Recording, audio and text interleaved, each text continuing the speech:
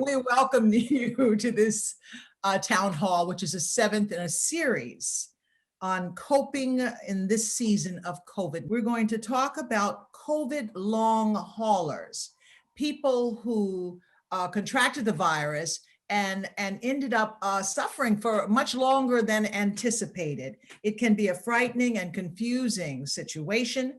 And we're going to talk with two very well-known residents of our community, and they're going to tell us about their experience with long haulers. But first, I'd like to welcome my co-host on these COVID adventures, Reverend Dr. Gloria White-Hammond. Reverend Hammond, of course, is a co-pastor at Bethel AME Church. She is a medical doctor. She is a member of the Mayor's Task Force on Healthcare Equity, and she is the Swartz Resident Practitioner in Ministry Studies at Harvard Divinity School. Reverend Dr. Gloria, welcome back. Good to see you. Thank you so much. Glad to be here. Joining us again, Dr. Simone Wiles, who's an infectious disease physician at South Shore Hospital, a member of the governor's working group on vaccine distribution, a clinical assistant professor of medicine at Tufts Medical Center, and chair of the Committee on Diversity with the Massachusetts Medical Society. Welcome back, Dr. Wiles. You have been so faithful to our effort here. We thank you. Thanks for having me. And our special guests tonight are two men you know very well in our community. They're outstanding community leaders, but they also, you may not know, contracted COVID and struggled with it for longer than anticipated. First of all, Tito Jackson, former Boston City Councilor, community activist, and owner of Verdant Medical. I hope I pronounced that right, Tito. That's a medical and recreational cannabis company. Tito, thanks for joining us. Thank you for having me. Absolutely. And Reverend Wayne Daly, who is a senior associate minister and the minister of men at the historic Charles Street AME Church in Roxbury, the owner of Pray, Plan, Prepare Solutions. I love that. A credit restoration program. Reverend Wayne, thank you so much for joining us. Thank you, Pastor Walker, for having me. Absolutely. Now we're going to talk to each of you and Tito, and then we're going to ask Dr. Wiles to kind of interpret what we've heard. That's the format. And then we'll open it up so that everyone can talk, those who are on our line with us tonight. So if you're visiting with us, if you're on the Zoom line, you can feel free to ask a question. Now, Judell Cummins, who is my technician, how are we asking the questions? Just raising our hand? Or are we putting them in the chat? What's the best way? Correct. You can either put it in the chat, your question in the chat, and we'll get to it. Or if you would like to ask the question yourself, just please raise your hand and we'll call on you. Okay. So why don't we get started? Reverend Dr. Gloria, I think you're going to start out with the questions. I am going to start out. And again, thank you for the opportunity to be here, and especially grateful to see you, Councilor Tito Jackson. You developed COVID early in the pandemic. Can you tell us a little bit about what happened and how long it lasted? Thank you so much, Reverend Doctor. I see everyone. I need two reverends and a doctor, to actually three reverends and a doctor to make sure everything's okay. But I am so happy to be here. I consider what occurred over the last year or so really a second lease on life. It's really made me really rethink a whole lot of things. This is last March, right around the time where there was an NBA player who was making fun of COVID and took his hands and wiped it on all of the microphones, and then everybody got COVID, right? And so it was also the time frame when Black folk were talking about Black folk don't, because of the melanin in the skin, ladies and gentlemen. I want to let y'all know the melanin stops the COVID. Yeah, so okay, cool. So we had all of these brothers and sisters, having that conversation. So I'm an entrepreneur. And this, sadly, this disease state was for folks like Reverend Wayne and I, basically made for us, right? Because we're very social people, type A personalities. Y'all tell us we can't hug somebody, we can't talk to them, we can't touch them. That's a whole problem. I'm one of 8, and I've never spent a week alone ever in my life because there's just too many family members. So I went in to get some food from a local restaurant, and I went to get takeout. This is the week of, I got my symptoms on the 14th, so it's that was a Saturday. This is the Wednesday before. Went in to go get takeout, and I saw some friends and sat down, and I began a conversation. And in this specific restaurant, they have a comedy night. So as y'all know, I talk a little bit. And so I ended up staying through the comedy night. That Saturday, that was a Wednesday, that Saturday, I had a little tickle into my throat, and a slight non-productive cough. So I had gone, my college roommate had a birthday party. I just dropped by to give him his gift.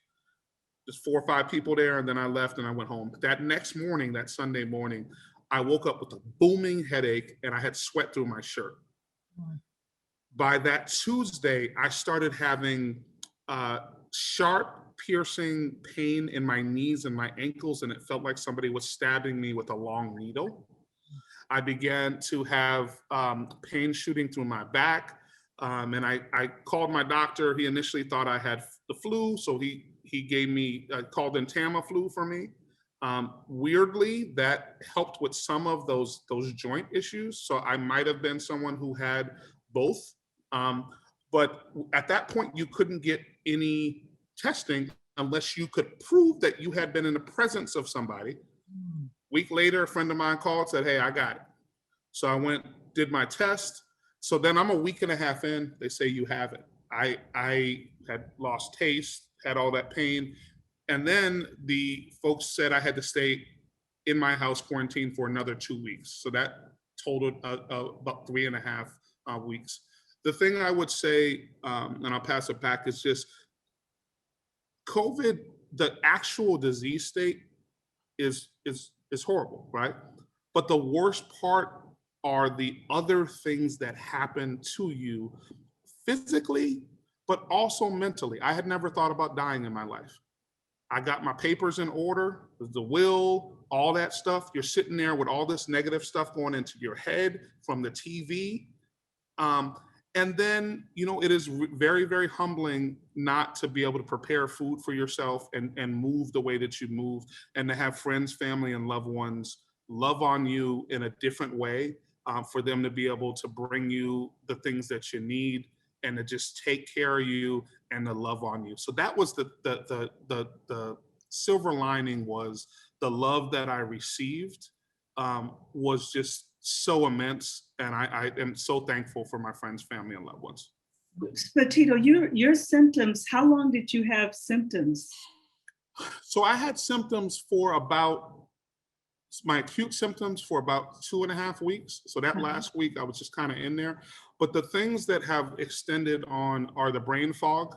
I'm sure there are other colleagues on the city council who would assert that the brain fog was a pre-existing condition. But the brain fog, and the Rev, like as an elected official, you have little jokes that you say and things that you just kind of pull off of a shelf. And like Reverend Walker's background, those books are in different places and stuff just doesn't kind of come out the same way. The other piece that I had is I had about 5 months of fatigue. So I legit had to take a nap from 12 to 1 every single day over the course of those 5 months. And I'm very lucky and blessed that I'm an entrepreneur, but this is also one of the things that people who have a 9 to 5, they're not allowed to do that. So that piece was a difficult piece. And then I did have initially, and y'all will tell me what this is, but my blood pressure to 120/80, which what it normally is, it was like 120/95. So that bottom number initially went up. There was some drug treatment that they gave me initially, and then we were able to get it back down with some weight loss. But that was also a little scary around the blood pressure component. So I'm going to pass my question on to Dr. Wiles based on what, and Thank you so much, Tito, for sharing. And you make light, but that has got to be very frightening to go through that, especially for you, a young man. Dr. Wiles, his symptoms seem, or are they pretty common for those? I'm calling it a long haul thing, but is this common for all people who go through COVID-19 or not? So before I answer that, Tito, thanks for sharing your story. I just have a few questions. So you said this happened in March. Is it this year or last year? Was March of 2020.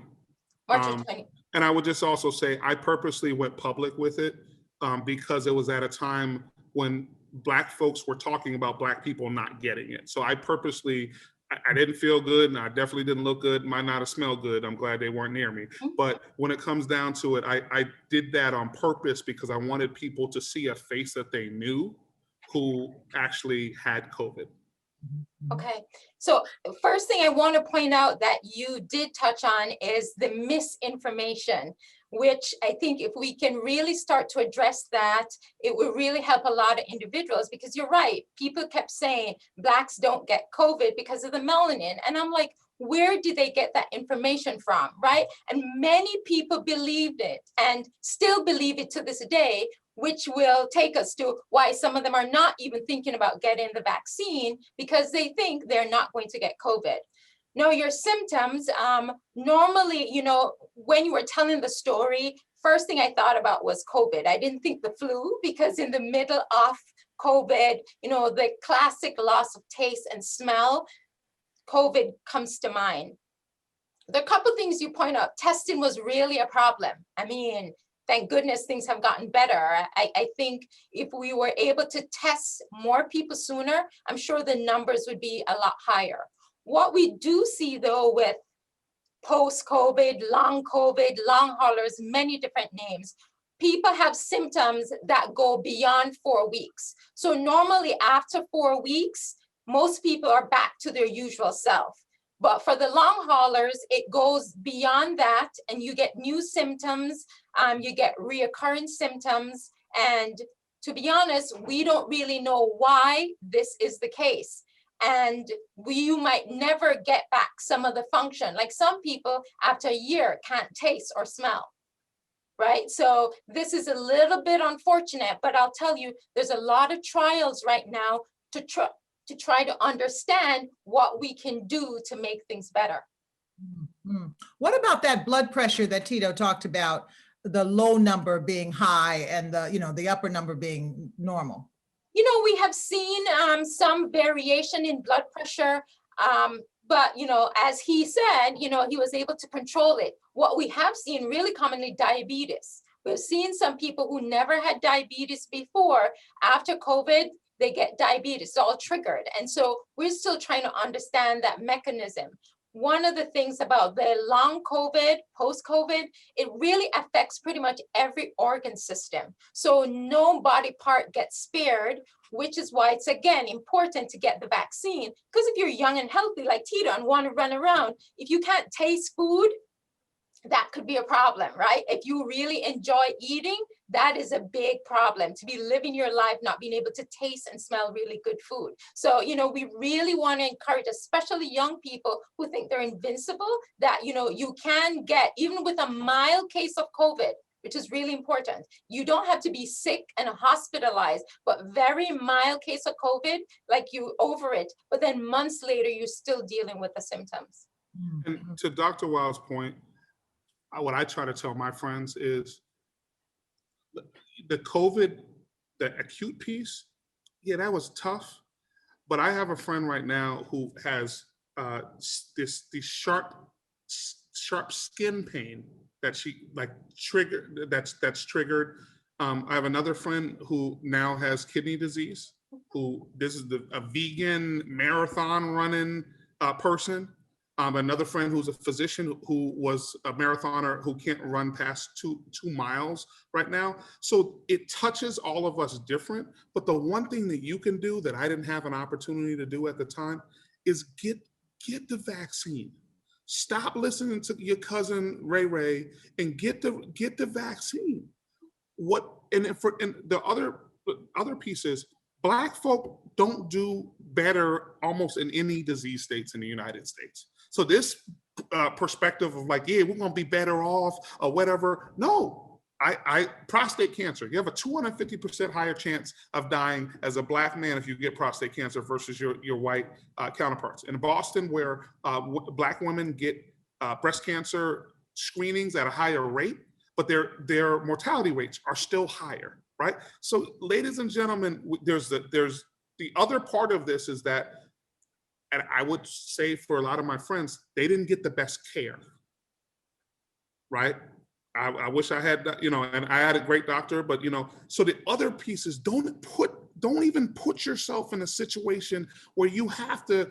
I have a friend who had to fight for remdesivir. He couldn't breathe, and he literally had to fight the hospital to give it to them. Don't put yourself in a situation where you're going to have to fight the medical industrial complex to get the care that you need. Take your health in your own hands. Get this vaccine, which is free. They don't ever give away anything else free, and make sure you protect yourself. But the other piece is protect your family, because the other side of this is it's very likely that you're going to pass this on to one of your loved ones. And I'll be quiet. No, thank you very, very much. Let's go to Reverend Wayne Daly. Reverend Daly, thank you so much again for joining us. Tell us a little bit about your story. What happened to you? Well, just like, again, thank you for this opportunity. Just like Tito, I got the virus just around that same time in March. And usually for me, that's the beginning of allergy season for me. So I start getting these allergy symptoms. I caught it, I believe, at my church, because I was notified that week that another minister had it.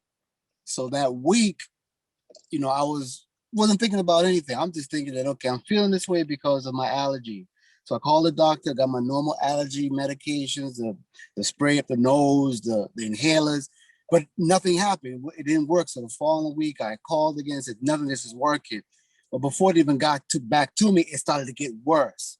So I had it for about a month and 2 weeks, because then I couldn't breathe, I couldn't taste, I couldn't smell, I couldn't walk, and then I couldn't talk. So I couldn't barely even open my mouth to say anything.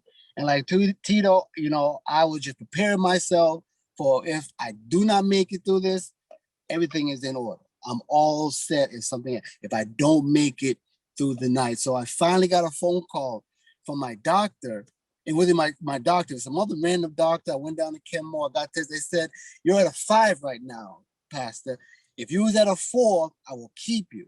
But I'm gonna send you home with this pneumonia medication. If it don't work in 2 days, get back here ASAP. Well, me, all I thought about was getting on that system, having to stick something down my throat so I could breathe. I didn't want that. Day 2, it didn't work. I was not going by.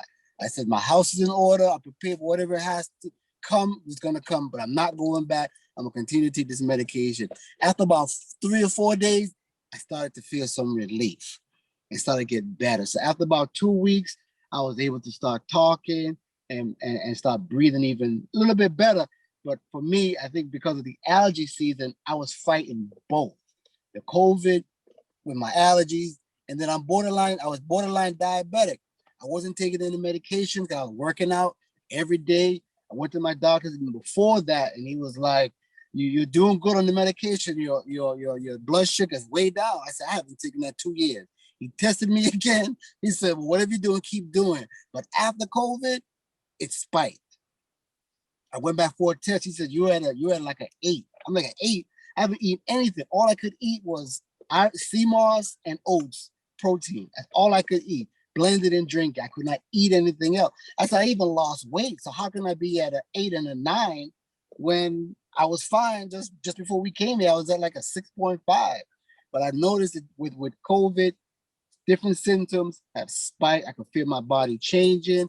When the weather changes, I still have to use the pump. Usually I'm done with the pump. The only time I have to use it, if I go into a house that has a dog or a cat.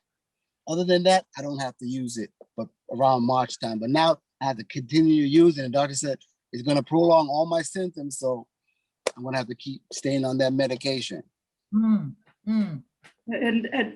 What Reverend Daly, thank you again, Reverend Daly, for sharing your story, really your testimony. We're glad that you lived, okay? Because as you know, that we don't have great numbers with regard to that.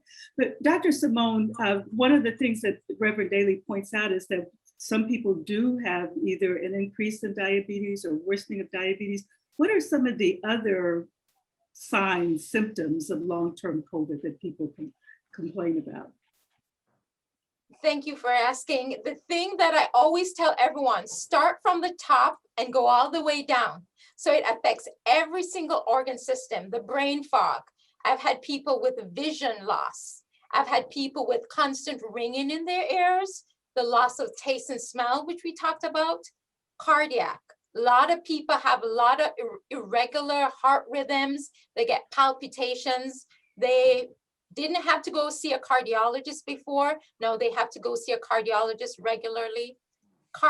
Lungs, so many people, perfectly fine breathing. Now they have to go see a pulmonary doctor to check their pulmonary function tests. GI system, people say it just doesn't work the same. Some people have constant diarrhea or stomach cramps. We talked about diabetes. I mean, the pancreas gets inflamed. You're now on diabetic medication. We also have kidney problems. We have people with unusual rashes that they never got before. I mean, really touching every single area of the body. And not to mention the depression, the anxiety, you know, the social issues that people never had before. This becomes real, now seeing therapists, the muscle pain, the joint pains. I mean, one thing that somebody told me, they're losing their hair, right? The hair is just falling out in clumps. This is all from COVID. I can't stress enough, if you have not gotten the vaccine, weigh the risk, the benefits, because this really can affect your life, having to deal with all these different symptoms, which can last for a year, if not longer. And right now, we do not have treatment to say, take this, you know, this is going to take care of the problem. So Dr. Wiles, when someone comes in the hospital with COVID, you don't have treatment. Now, when they come in the hospital, they usually means they need a ventilator, or do they come in the hospital other than that for, you know, with COVID? Does that make any sense? Yeah, well, you know, when you come to the hospital, not everyone needs to be on a ventilator. And I will say, when you have COVID, we do have some treatment options. And one of the things that Reverend Daly said, which I really wanted to stress, a lot of times, especially people in our community, we wait too long. We wait too long. We don't go to the hospital when things are getting bad. We wait until you're really sick and you need a ventilator. And I want to encourage people, go to the hospital. We have treatment there. Don't try to tough it out at home. You don't get a prize for that, right? Go to the hospital early, because the treatments work when we can start it earlier rather than later. So for those of you who, and it doesn't necessarily have to be COVID, just in general, you know, just take a more proactive approach to your health. When you're sick and a day or two, things are not better, there's health professionals there that can help you. But to go back to your question, Reverend Liz, we do have some treatment options. We have drugs called remdesivir. We have a steroid called dexamethasone. Key thing is we prefer to give it to you earlier rather than later, because the outcomes are better when we can treat you sooner. There are other meds, usually for the sicker patients, you know, monoclonal antibodies we call Regeneron. I'm sure you've heard about it in the press with famous people getting Regeneron. Again, the sooner you get the med, the better your outcome is. There's some other drugs that we're studying. We're not quite sure how they really work, but if you're in a bad state, we will pull it out and use it. If I could say, I truly appreciate that, because the whole mindset of COVID, attacking and the depression of going through, because I had just buried my mom in November of 19, and then I lost my dad in March, just before I got sick, then losing the job. This the whole, I had to get a psychologist, because then the anxiety started. Never had anxiety before, but all of a sudden I'm getting this anxiety, like I'm about to just pass out. I have to pull over the side of the road, not knowing what's going on with me, what's happening. Talk to my doctor, and it's like he has no idea. He said, well, you're gonna have these symptoms, but I need to know why. Is it because of the COVID? Like, what's going on? I'm still able to work out though, thank goodness, thank God for that. But the whole everything, and then going through a divorce, I mean, I was just totally like just ready to give up, and just having this COVID and not knowing what's it, and scared to even take the medication. I didn't get because I was afraid. I said, I just got this sick, and they're gonna tell me you might get a little sick after. I don't want to go through that again. I don't think my body will be able to take it, or my mind could take that right now. I'm just not there. But now I'm there. I'm there. I spoke with a doctor who reassured me about it, and yeah, I'm gonna take the exam. So thank you. No, I think I appreciate this. Thank you. Thank you again, Reverend Daly. I think you point out a couple of things. One is that we are still learning about this disease. There are people who may have more experience than others, but this is still unfolding in many situations. We're all kind of part of the learning, and so both you and Tito have been part of the learning.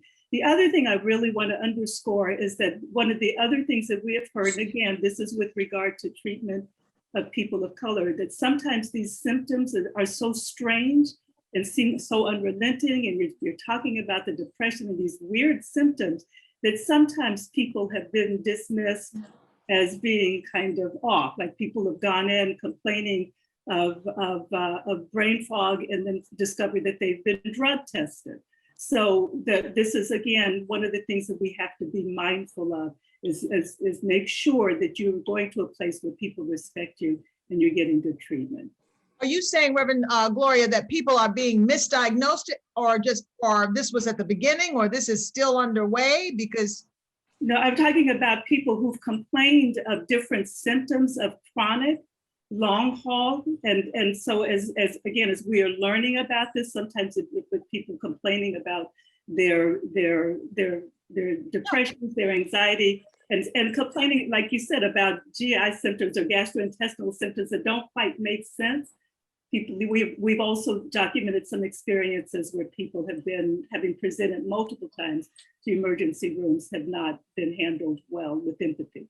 I would think that would be close to criminal at this point, but that's me. Dr. Wiles, is that something that we should be concerned about? I would think every doctor would be sensitive to these weird issues now. Not necessarily true?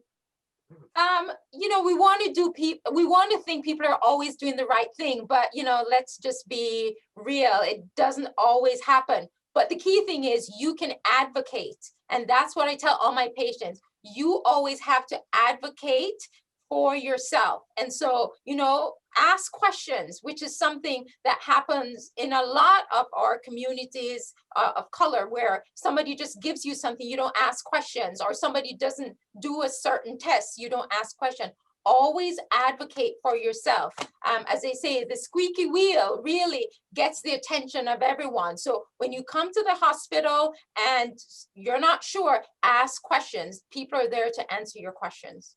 I wanted to bring Tito back in because Tito, you were diagnosed were you ever clearly diagnosed? Because it seems like you were so early that doctors didn't even know what was going on for a while. I was clearly diagnosed with COVID. I was not clearly diagnosed with Tamiflu, and I got to take my round of therapy prior to being able to get tested for the flu.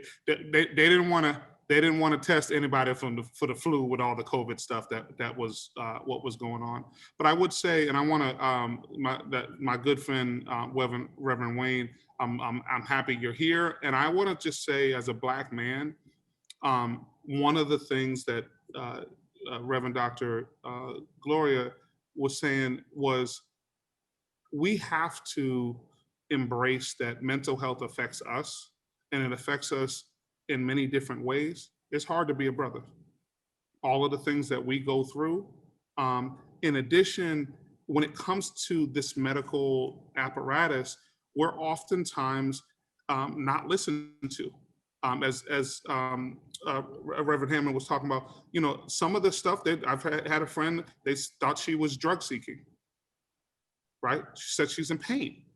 And the other piece is, remember, there are books, medical books that both the physicians on this call had that said that we don't actually have the same type of pain, the same intensity of pain as white folks. So that piece around advocacy and holding people to account, because I always like to say, doctors know the body, they don't know my body. So I got to show y'all around. It's like my crib. I got to show y'all around about what's going on with me. You know your baseline. You know what you normally feel like, and you know what you feel like right now. So I think that's a critical component around advocating. And I have a friend, his name is Dennis. He was in the hospital for 12 days. He happened to be in the hospital for 12 days during a time, a holiday time, was around Thanksgiving.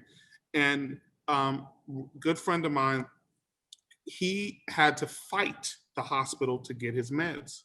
But the one other thing that happened is he came out with clinical depression. He had suicidal ideation. And this is, like the Reverend Wayne, way more handsome than me. The brother's all buff and has all the great family and all this other stuff. But this happened. So that's the one other piece I want to say to you, in particular, Black folk, in particular, Black men. We have to have doctors who help us with our body to assess things there. It is okay to have doctors who help us with our mind, because understand the mind controls the body. So one of the other pieces, this telehealth piece has been awesome. All these rules that these docs had to deal with for all that time to be able to have the conversation. I got a boo-boo right here. I don't need to come all the way to Dr.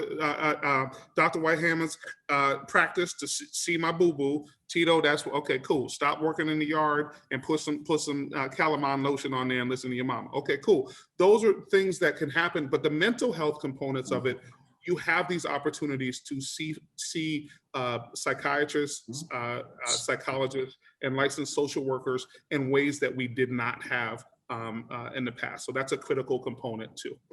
That's funny. And Gloria, I'm going to jump in. I know it's your time to ask or make a comment, but the Cory Johnson program is just to that point. So I just wanted to put in a commercial, because what we do is we have mental health support through the church.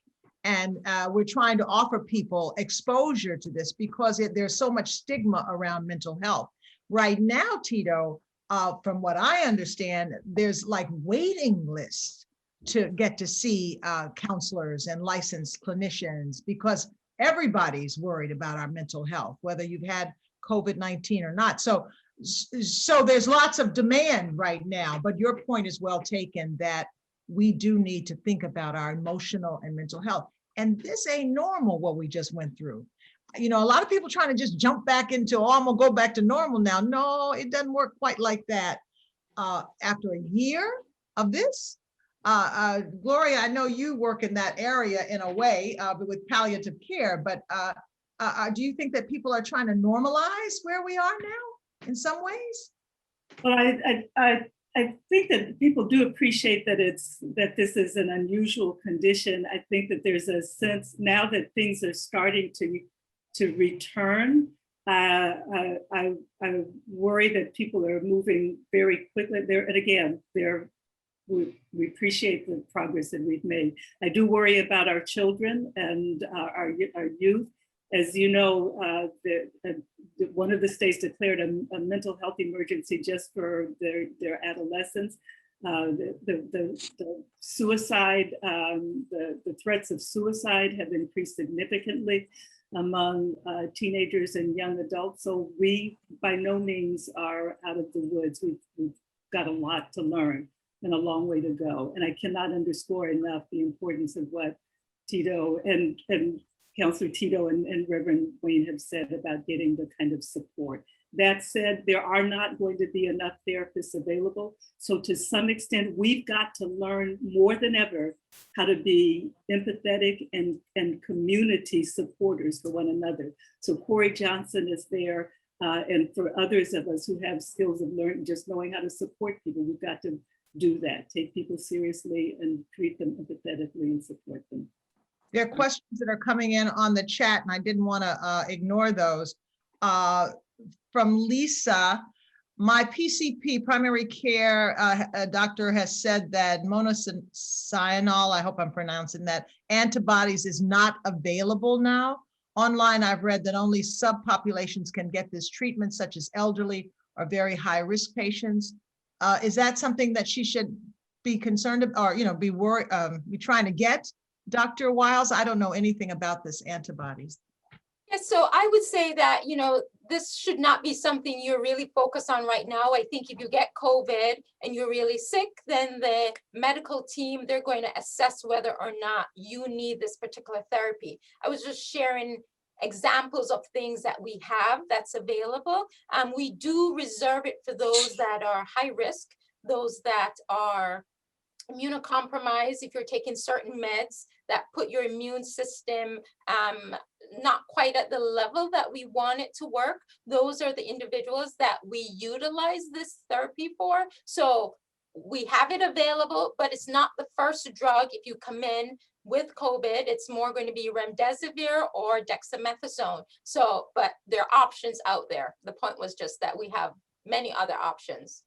Okay. And then you see this other question. I'm sorry, Gloria. How does it affect people with rare blood types? I know someone who has a rare blood type and they say they can't get COVID-19. So I will tell you that the data does not support that. So there's no rare blood type that prevents you from getting COVID. COVID, no respecter of person. So regardless of what they say, the data shows anybody can get COVID. Okay. Gloria, did you have anything you wanted to add? I see that Ellen Fine has their hand up. I might have had COVID at the very beginning, like in February, because I was at an international event in New Hampshire, the New Hampshire primary, and came back and like literally at midnight, my throat was a little scratchy. By 2 a.m., I was full blown in my chest. Whatever it was, I was able to fight it off. I ran a higher fever than I've ever run, but that all said, I've spent a lot of time, I deal with Lyme. And so I think the COVID world and the Lyme world can learn a lot from each other in terms of chronic illness, bizarre symptoms and whatnot. There's an herbal medicine that we use in Lyme, which is andrographis, which is an antiviral as well as has some antibiotic qualities. And I know that the government of Thailand has approved it through their health ministry for initial stages of COVID.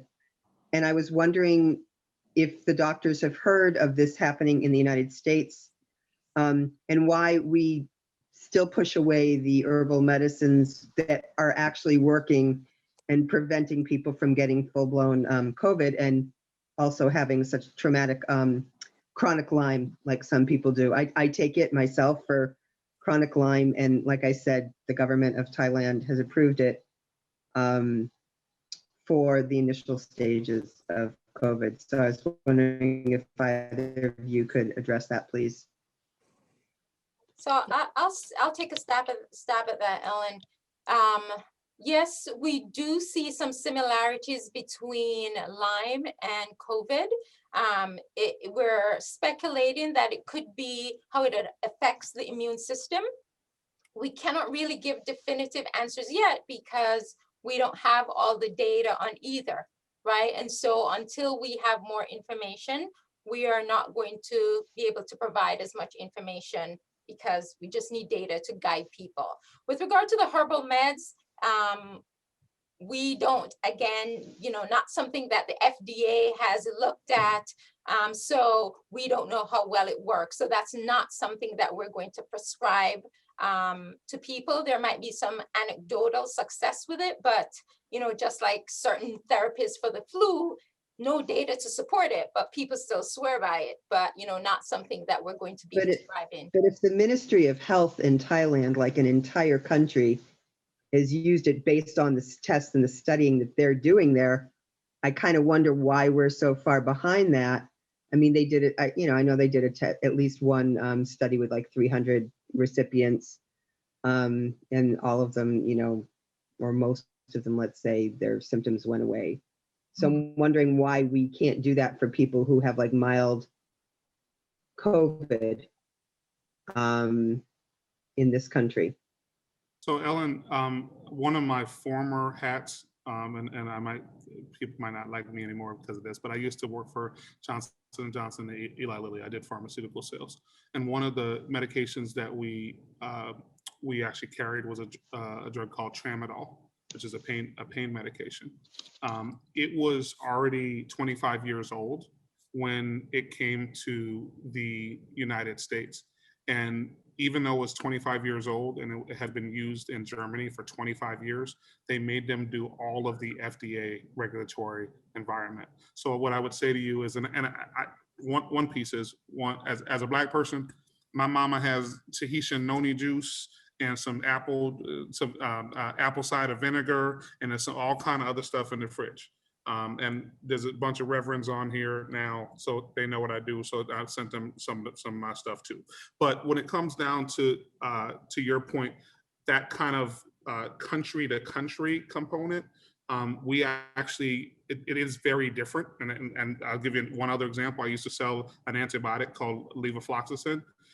In Japan, since the physicians actually are the pharmacists, instead of this drug being once a day, they give it 3 times a day, right? So the way in which things are done from country to country are different. I would say to you, on the herbal side, you're gonna know and begin to learn more about this than the FDA does in a quick fashion.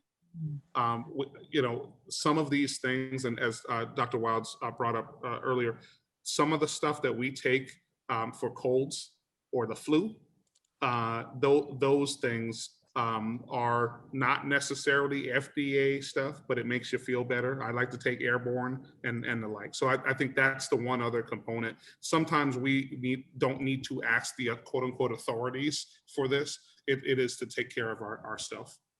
I want to interrupt you right there. Thank you, Tito, and thank you, Ellen, for that question. Just 2 other questions, and then I thought maybe to wrap this up with reflections on how this has changed you, because I think Reverend Wayne alluded to that, and Tito did as well. Dr. Wiles, do we know yet? Well, I guess we couldn't know yet if COVID-19 symptoms could cause permanent damage. Like you said, some people don't get the taste back or haven't gotten it back so far, but that doesn't mean that it might not come back. Do you know what I mean? Is there any permanence on anything? So what I will say is that the NIH and the CDC were getting ready to do like major studies to really evaluate post-COVID cases and gather as much information as we can to see how we can help individuals, because there's going to be a lot more cases of post-COVID. And so we want to be able to help individuals and give people answers, because right now we're just kind of guessing. We're just kind of saying, we don't really know. Try this. That's not good enough. So we really need to study it. We have a question up from Hope. Her hand is up, Hope. If you unmute, you can ask your question. Yes. When your children is sick, you're also sick yourself. My oldest son had the virus in March of 2020, and he's still being affected by it right now. He had a stroke. Oh my God. 2 months after he had the virus. So he had the virus in March, went back to work in May. July 3rd, he had a stroke. He now has lingering effects right now. And I'm glad Reverend Liz had asked that he's still, his taste hasn't come back yet. So he's still trying to buff his way through. He's working, he went back to work, but he still has so many effects. He had kidney problems, diabetes problems, never had it before. He was touched with everything you can say of the virus. So my question was, is he going to be normal again? Will he be back to what is self? I really hope that he'll get back to his normal self, but I have no guarantees, which is why we're doing these trials across the country to really assess people, see what improvements people are making, because it's life altering.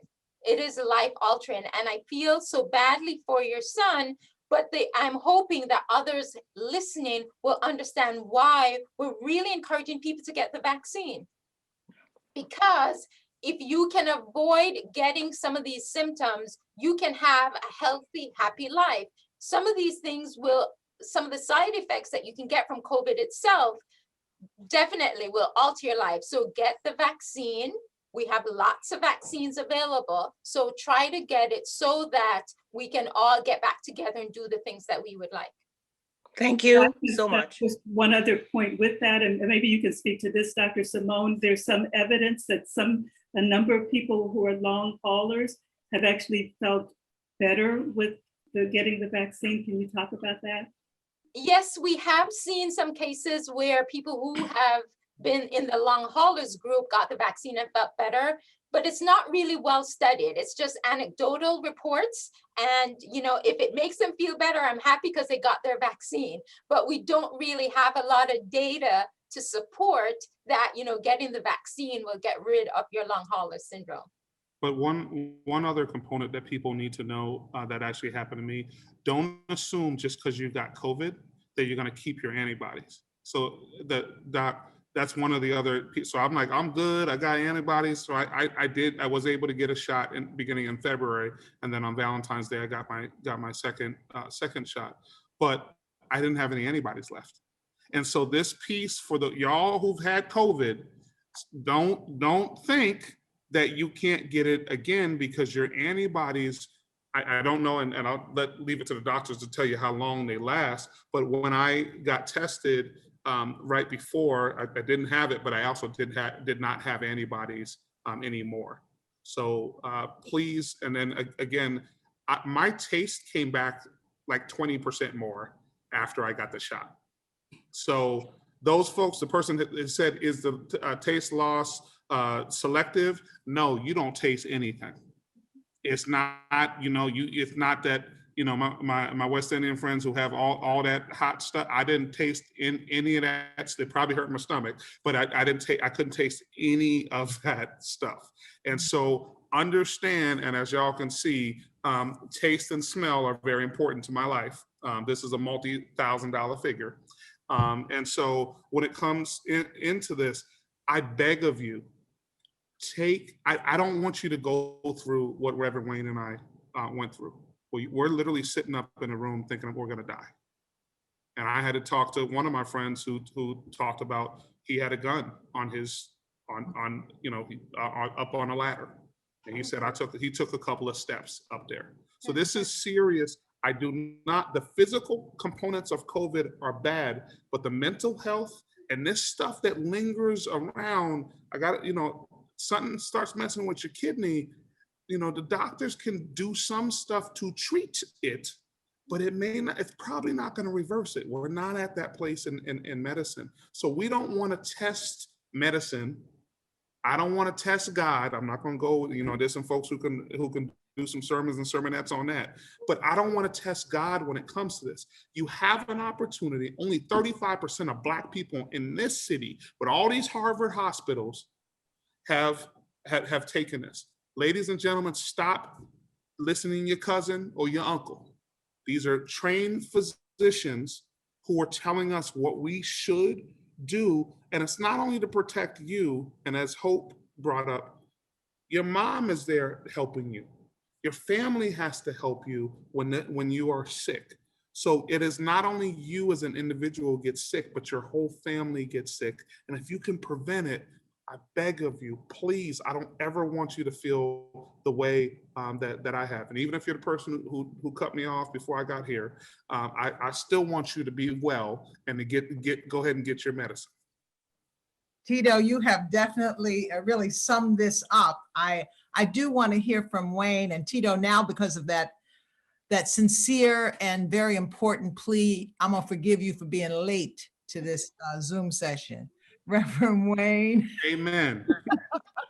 Reverend Wayne, how has this changed you? This experience?